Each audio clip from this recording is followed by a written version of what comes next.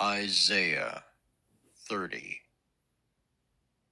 Ah, stubborn children, declares the Lord, who carry out a plan, but not mine, and who make an alliance, but not of my spirit, that they may add sin to sin, who set out to go down to Egypt without asking for my direction, to take refuge in the protection of Pharaoh, and to seek shelter in the shadow of Egypt. Therefore shall the protection of Pharaoh turn to your shame, and the shelter in the shadow of Egypt to your humiliation. For though his officials are at Zoan, and his envoys reach Hanes, everyone comes to shame through a people that cannot profit them, that brings neither help nor profit, but shame and disgrace. an oracle on the beasts of the Negeb, through a land of trouble and anguish, from where come the lioness and the lion, the adder and the flying fiery serpent. They carry their riches on the backs of donkeys and their treasures on the humps of camels, to a people that cannot profit them. Egypt's help is worthless and empty. Therefore, I have called her Rahab, who sits still.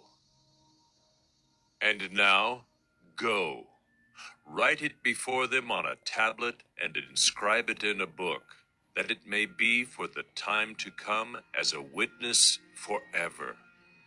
For they are a rebellious people, lying children, children unwilling to hear the instruction of the Lord, who say to the seers, Do not see. and to the prophets, Do not prophesy to us what is right. Speak to us smooth things. Prophesy illusions. Leave the way. Turn aside from the path. Let us hear no more about the Holy One of Israel. Therefore, thus says the Holy One of Israel, Because you despise this word, and trust in oppression and perverseness, and rely on them, therefore this iniquity shall be to you like a breach in a high wall, bulging out and about to collapse, whose breaking comes suddenly, in an instant, and its breaking is like that of a potter's vessel, that is smashed so ruthlessly that among its fragments not a shard is found with which to take fire from the hearth, or to dip up water out of the cistern. For thus said the Lord God, the Holy One of Israel, In returning and rest you shall be saved. In quietness and in trust shall be your strength. but you were unwilling, and you said, No, we will flee upon horses.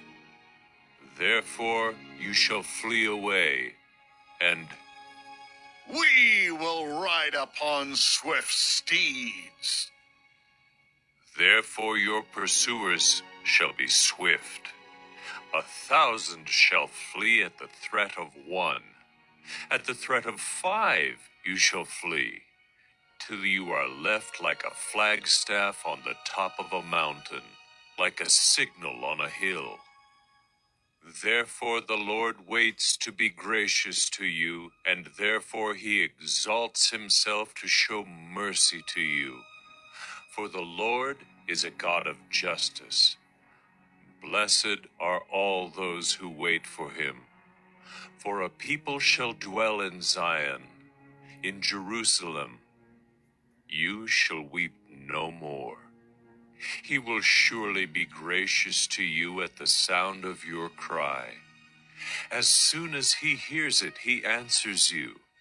And though the Lord give you the bread of adversity and the water of affliction, yet your teacher will not hide himself any more, But your eyes shall see your teacher, and your ears shall hear a word behind you, saying, This is the way.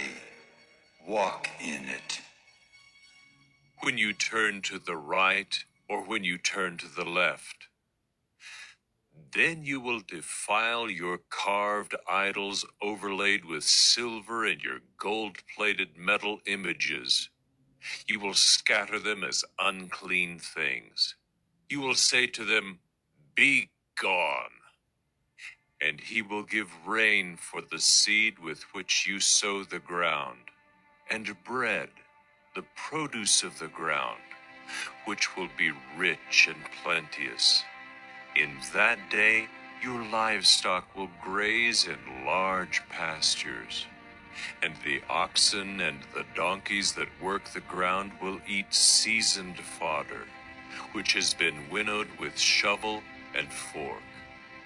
And on every lofty mountain and every high hill there will be brooks running with water. In the day of the great slaughter, when the towers fall. Moreover, the light of the moon will be as the light of the sun, and the light of the sun will be sevenfold as the light of 7 days, in the day when the Lord binds up the brokenness of his people and heals the wounds inflicted by his blow. Behold, the name of the Lord comes from afar, burning with his anger, and in thick, rising smoke. His lips are full of fury, and his tongue is like a devouring fire. His breath is like an overflowing stream that reaches up to the neck, to sift the nations with the sieve of destruction, and to place on the jaws of the peoples a bridle that leads astray. You shall have a song as in the night when a holy feast is kept, and gladness of heart, as when one sets out to the sound of the flute, to go to the mountain of the Lord, to the rock of Israel. And the Lord will cause his majestic voice to be heard, and the descending blow of his arm to be seen, in furious anger and a flame of devouring fire, with a cloudburst and storm and hailstones. The Assyrians will be terror-stricken at the voice of the Lord when he strikes with his rod. And every stroke of the appointed staff that the Lord lays on them will be to the sound of tambourines and lyres. Battling with brandished arm he will fight with them, for a burning place has long been prepared. Indeed, for the king it is made ready, its pyre made deep and wide, with fire and wood in abundance. The breath of the Lord, like a stream of sulfur, kindles it.